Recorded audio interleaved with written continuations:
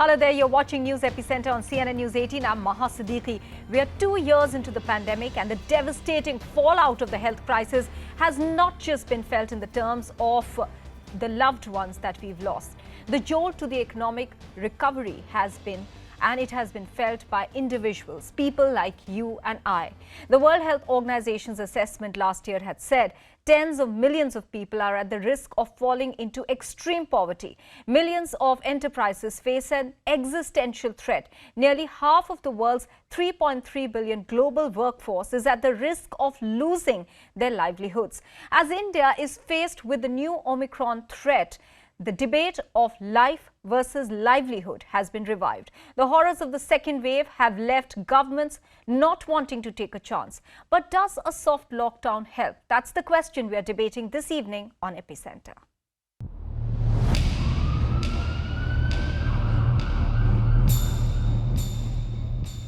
ये पाबंदियां आपके लिए लगाई जा रही हैं। आपकी सेहत ज़रूरी है, आपकी ज़िंदगी ज़रूरी है, इसलिए ये पाबंदियां लगाई जा रही हैं।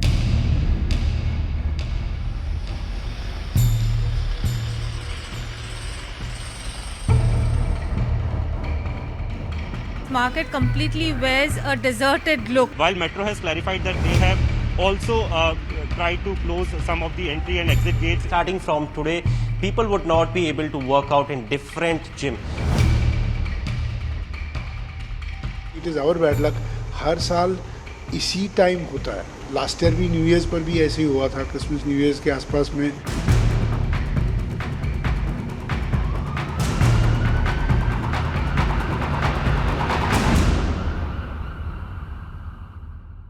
So let's take a look at the kind of curbs that have been put in place, and we're talking here about Delhi, which is in yellow alert mode now, which means that schools and colleges are shut. Apart from that, cinema halls and multiplexes will be shut as well. They had only just seen some sort of revival with people coming in, and now again they've been shut because of the rising number of cases. Gyms, spas and sport complexes are also shut under the yellow alert. Malls and marketplaces will be open on an odd even basis, something that in the past has created quite a bit of confusion, but the government says it has no options. As far as public transport services are concerned, metro and buses are going to run at half capacity so that there is enough social distancing between people. Private offices are going to run at 50% capacity. So these are some of the steps that have been undertaken by the Delhi government under the yellow alert mode. Restaurants and bars again will run at a 50% capacity. This at a time when people would have wanted to step out and celebrate New Year's. This is the kind of curbs that they will be faced with. Meanwhile, in weddings and funerals, because of the yellow alert, now only 20 people are allowed at one point. We're getting some updates now from Maharashtra on the number of COVID cases that have come up. 2,510 fresh COVID cases have been reported in Mumbai alone today. So this is a huge jump that Mumbai is seeing, and this is clearly on the back of the threat of Omicron. Although, of course, the variant can only be identified once it is sent for genome sequencing. But the rapid pace at which it is spreading indicates that the threat is pretty real, considering that Omicron is a very contagious variant. Herman is joining us with more details. Herman, what is this sharp rise being attributed to? Well, Maha, at this point in time, it's absolutely, shocking in terms of one looks at the number of cases. With Mumbai alone has been reporting today 2,510 fresh cases. Besides that, the number of COVID patients who have been discharged is very low because it only stands at 251. Now, what we're told is that earlier today is that the health ministry had also ensured that as far as the testing is concerned, it would be taken on war footing. But these numbers are really shocking at this point in time, Maha, because we do know in the next 1 hour, the entire state of Maharashtra, the numbers, those two are expected. But Mumbai alone, as of now, reporting 2,510 fresh cases. Now, this also comes at a time, Maha, when you had the cabinet minister, Aditya Thackeray, who visited the BMC headquarters today to speak to the BMC commissioner. They were in there there was a long meeting that was taking place. to discuss about this because there's been a fresh rise in the number of cases. As far as Mumbai alone is concerned, could there be fresh guidelines? Today you have that the Maharashtra government has issued an order asking people, as far as the New Year celebrations are concerned, whether it is on the 31st and then going on till the 1st of the next year, people should remain indoors. They should not gather out in large numbers. They should follow the guidelines that have already been issued. And as far as celebrations are concerned, they have to be maintained low-key and at the best should be celebrated at home. But these numbers, just looking at what one could expect with the series of meetings being held today, there could be a certain sort of tweaking of the existing guidelines is what sources are telling us. All right, Herman, many thanks for joining us with those details. Clearly a concern there for Maharashtra government, especially because Mumbai is seeing a sharp rise in the number of COVID-19 cases. Let's go back to our debate now. Life versus livelihood. What should governments do under these circumstances? And will these soft curbs or soft lockdown help in being able to arrest the rising numbers across the country, especially in some of the more vulnerable cities like Delhi and Mumbai? Joining us on the show, Tom Vadakan, spokesperson of the BJP, Aishwarya Mahadev, spokesperson of the Congress, Praveen Khandelwal, he's the Secretary General of CAIT, Dr. Chandrakant Laharia, epidemiologist and public health specialist. He's the author of Till We Win, India's Fight Against COVID-19 Pandemic. Tom Vadakan, coming first to you. Many states, including Delhi and Uttar Pradesh, first of all, have imposed night curfews. Many people ask, what's the rationale behind this move? How does a night curfew help in curbing cases? Well, Maha, you see, there has to be a beginning and then that has to be soft at this juncture. You can't have bang on a lockdown and create a situation where people are into alarm. It has to be done slowly. And I think the major effort of the government is to focus on areas which are prone to this infection. And that is being done. And I think there's a method that is being followed. For example, Delhi is following the yellow color, what they call, and they've taken steps. I think such gradation is centrally managed not just by the government. It is a specialist who are organizing these, and specialists are on the job. This is not a government decision. This is a medical expert's decision, which is a body which monitors, controls, and takes decisions. Okay. It is not for a political party to take a position on this. It is the experts who are on the field, and they, based on the ground reality, take decisions. All right. Dr. Laharia, I want to bring you in over here. Do these curbs help? A night curfew, many people constantly question the rationale behind it. Do you think, as Tom Vadakan is explaining, that any measure has to be done in a graded manner, and that is why night curfew, that's where it comes into play? So the night curfew or weekend curfew or also extreme end of the lockdown have been applied in the past earlier, and we know those have not been successful. Even after the world's stringent lockdown in India, virus is everywhere. But definitely at this stage, 2 years into the circulation of virus and 21 months into the pandemic, there is no role of such kind of restrictions such as night curfew. We also need to remember that there is no role of restricting economic activity. What is important that these restrictions or these interventions should be based upon scientific understanding. As an example, last year, hydroxychloroquine, remdesivir were being given, plasma therapy were being given. If we give plasma therapy now, it will be irrational. That's what the restrictions are, irrational. These numbers are small. And the other thing we need to remember, at this stage of pandemic, when population has high seropositivity, and when population, like example in Delhi, at least 100% of population has received at least one shot. In such setting, role of restriction is very limited. What should be done? A graded intervention in assigned geographical area, differential approach based upon vaccination coverage or vaccination status of individual.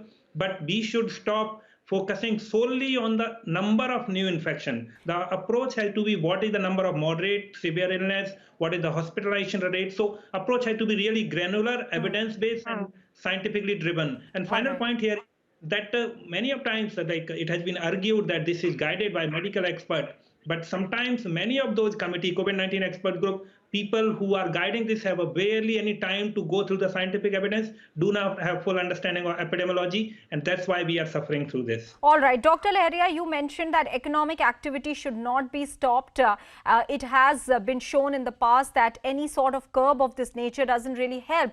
But I want to go across to Praveen Khandelwal because, sir, what we've seen in the markets in Delhi and many other places across the country is that once economic activity starts in full measure, especially businesses and markets and traders, the COVID protocols are not followed by the people. How does your organization come into play there? Do they try and, make it mandatory for all the traders that they need to ensure that those who are coming to them should also be masked up, maintain social distancing? We haven't seen that happen, and that is why sometimes the numbers spiral out of control. Well, blaming the traders for not following the COVID protocols is certainly not the right approach.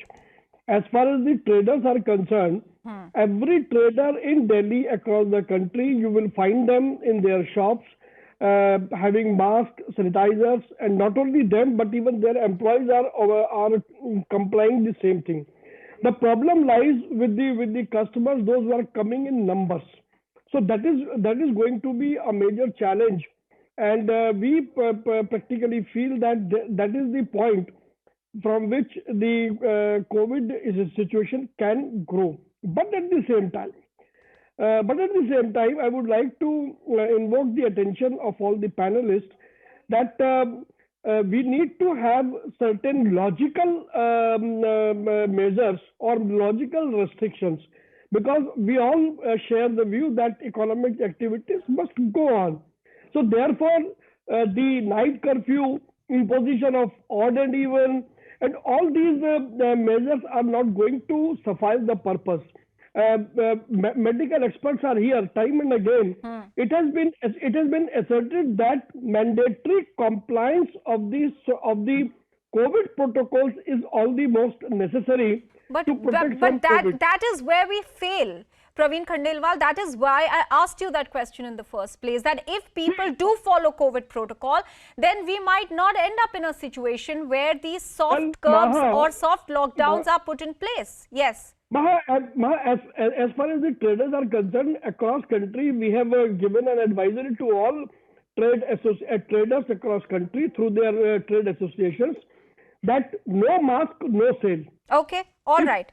Okay. If anybody comes to our shop without mask, we are not going to offer them goods. All right. I'll come back to you, but you've raised some points, and one of them again is with regards to the efficacy of night curfew. Is it even needed? Aishwarya Mahadev, in Karnataka as well, like I pointed out, in Delhi as well as Uttar Pradesh, night curfew, some have section 144 that has also been imposed. Restaurants and pub owners, specifically in Karnataka, say that the government order has forced them to cancel several bookings done way in advance, and they are staring now at major losses. Do you think this could have been done better? Good evening, Maha. To be very honest, I think this is a nightmare that just has not ended from 2020 onwards. On one hand, we have the loss of lives due to the disease, and on the other hand, loss of lives also due to livelihood being affected. You know, over 140 million people seem to have lost their jobs. More than 60% of all jobs have been affected, and India saw around 32,000 to 40,000 crore loss in the period since, the lockdowns have begun. I believe the manner in which the Karnataka government has gone through this night curfew is one, impractical, and second, unscientific, and third, absolutely ignores the plight of the common man and the small business. Because Maha, all the businesses have been massively hit. Neither were the stakeholders taken into consultation. The Bombay government flat out imposed a 10-day curfew, and if you look at reports, the service sector is going to be the worst hit, because Bangalore has a large hospitality and service sector. The simple manner in which you could have gone about it was, one, have a meeting with the stakeholders, because now the government is scrambling to revise the rules again and again, saying hotel bookings are allowed, but this is not allowed. You should have spoken to the concerned associations, whether it's transport, whether it's the hospitality, or whether it's the, let's say, the bar and the restaurant owners association, one. Second is, Maha, irrespective, Corona does not work at a specific time period. The singular thing that the state should do to ramp up to prevent the spread is to go back to basics of your triage, you basically your track, you test, you treat, you start testing more. Look at the efficacy or the amount of spread of vaccination to prevent further rise. These unscientific, this is even worse. This unscientific sort of night curfew is going to push more activities underground, which are far more unregulated. Because on New Year's Eve, if you see everything shutting down, you do realize these parties are going to occur somewhere much further, or they're going to take the spread to different states. So will it be counterproductive? Will it be counterproductive? Exactly. That's the question you're asking. Tom Vadakan, you want to answer that question? Yeah, this question of Bangalore, Karnataka, I've been there. I've been very closely associated with the affairs of that state. Let me put it on record. Night curfew in the city of Bangalore is essential because if you study the ground reality, the movement, and a young generation is out there. So evenings are spent in whatever way to spend time, quality time outside. So this night curfew is especially very important for the city of Bangalore. No, so I don't think that the question that Aishwarya is raising, Tom Vadakan, is that people will end up taking these activities underground then, rather than having night curfews in place, stress more on treat, tracing and testing. Well, that's a standard excuse the Congress party will give. We'll go underground. Now, I mean, the administration, the police, the municipal authorities all have failed. So it can just go underground. You can't expect celebrations, parties, all to be held underground. That's a very unfair judgment of the city of Bangalore. And I think Bangalore is a city which people are conscious of others' health.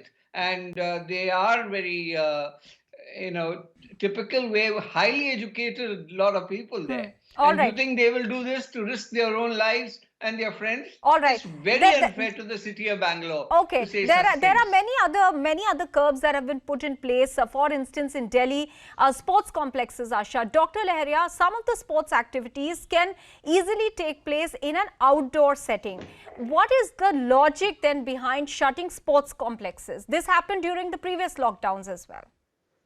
So this is not about sports complex alone, but it is also about the parks have been closed, the schools have been closed. Yes. And that is the key challenge. That like there is a global evidence. Let's take example of schools, that children are at low risk. Schools do not increase community transmission, and the UNICEF and UNESCO say that schools should be last to close in a pandemic-related restrictions. In fact, many of the countries where currently severe wave is ongoing, they have not closed the schools. But in closing schools at 0.5% test positivity rate for a disease which is relatively mild, where population is highly vaccinated, does not make sense. So what is required that each of these provisions need to be examined scientifically, and then it should be applied. So it's not that there should not be any restriction, but key point is that the restriction cannot be same which were there in March 2020. It had to be evidence informed. So like opening, we know that the virus circulate more in a closed space. So going to the park is the right thing. Many of the countries, even at the peak of the pandemic, even in the lockdown, allowed people to go to the park.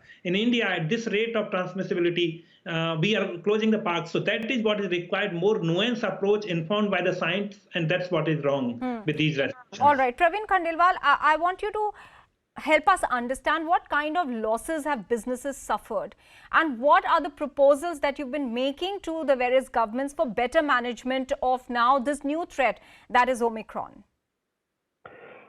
Well, as we all know, that the trade is suffering a lot since last more than 2 years.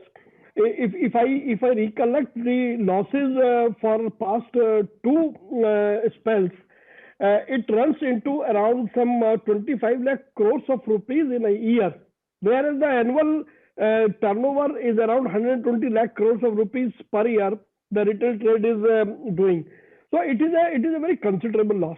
So what we have suggested the government that let you consult the trade associations, take them on participatory governance mode, and the trade associations are ready to cooperate with every state government, provided the measures taken should be in consultation with the respective trade associations.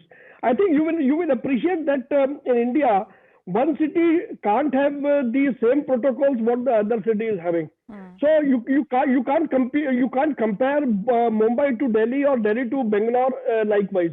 Every city has its own parameters. So therefore, we want that all these odd even and all these. The best thing is, depending upon the business environment of a particular city, we should divide the different markets in a different time zone. That is the one alternative which we have suggested to the government. All right. So let me, I have the last 3 minutes left now. Let me bring in the subject, which is a matter of considerable conversation, and that is when there are curbs on the armed janata. What about curbs on gatherings for political parties? Aishwarya Mahadev, there are elections going to be held in some of the crucial states early next year, and we are seeing incessant rallies and political gatherings. Why aren't there curbs on political parties, if I may ask? You know, Maha, I think this was also a conversation that's been happening throughout the day. And while the common man does have the lockdown, which is also quite impractical there, I think the onus right now, let me make a concession. No political party is going to come out and be altruistic enough to say we will not undertake these rallies, because these are obviously an exercise of their democracy and rallies are inevitably a part of elections. I think the onus lies on either the Disaster Management Authority or the Election Commission to actually lay down stringent and strong laws already in place before the situation gets worse. Because self-censure, even if I do it, the other political parties aren't necessarily going to do it, and no political party is going to willingly want to do it. So I think the onus now, especially looking at how the common man has these curbs, the Disaster Management Authority and the Election Commission very strongly have to come out and put rules instead of waiting till the last minute so that Prime Minister Modi can go announce all his SOPs and obviously create far more super spreader events, Maha, to be very honest. You know, the political rallies are across parties, and as you are saying that no one party is going to commit to it. So the onus is also with the political class. Somebody has to be courageous enough to take that step. Tom Vadakan, I understand that Gajendra Shekhawat has said that perhaps the BJP can look into virtually communicating with the people.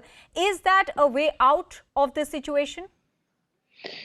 Well, that's a quick solution, yes, and that we are reading into it. We are planning it that way. But the point here is, I agree with Aishwarya, no party will want to be altruistic on this issue. But let me tell you something. We have to fundamentally look at these emergencies as health emergency, which finally all political parties in Parliament must bring in a legislation which ensures that if in case of such an emergency, elections can be put to a date which is safer. This can only come through a mandate from Parliament by amending the Constitution. We need a medical emergency in this kind of situations. But Tom Vadakan, you know, elections, the exercise of conducting elections can be done in a safe manner. The Election Commission can manage to do that by asking people to maintain social distancing in queue. As it is, it's one person per booth who goes to cast their poll at one time. The problem really is with these large gatherings, sir, not with the elections per se. No, Maha, I read you completely. What you're saying is the rallies. Now, I'm on that subject. So on the same subject, Election Commission can conduct elections on a given date, but they don't have the constitutional authority to postpone any elections. I'm not saying anything should be done, but I'm doing this as my personal view that elections should be seen as something which is necessary, yes. But if there is a medical emergency in the country, lives are important. So but we are all learning to live in a new normal, sir. So let elections happen on time, but with safety protocols in place. I think Praveen Khandelwal wants to make a point. Go ahead. Well, I don't subscribe the view of Tom Vadakan. The jurisdiction of Election Commission starts only when the notification of election dates are announced. Before that, Election Commission has no rule, and legally it can't be held valid. I did not say that. I did not say that. I'm sorry, you're reading. I said a constitutional amendment must be brought about. Election Commission has no power on this issue. All right, I'm afraid we'll have to wind up this discussion here. We've completely run out of time, but the point here is that everybody needs to be more responsible, from businesses to the political class as well. If there is a lockdown that has been imposed, soft lockdown on the people, the Aam Janta, and they complain that it is not going to help, then similarly, there should be restrictions on political rallies as well. Perhaps some other way should be devised, because we are clearly in an emergency situation at the moment as far as the Omicron variant is concerned. Many thanks to all four of our panelists. With that, we're closing the show. Many thanks for watching.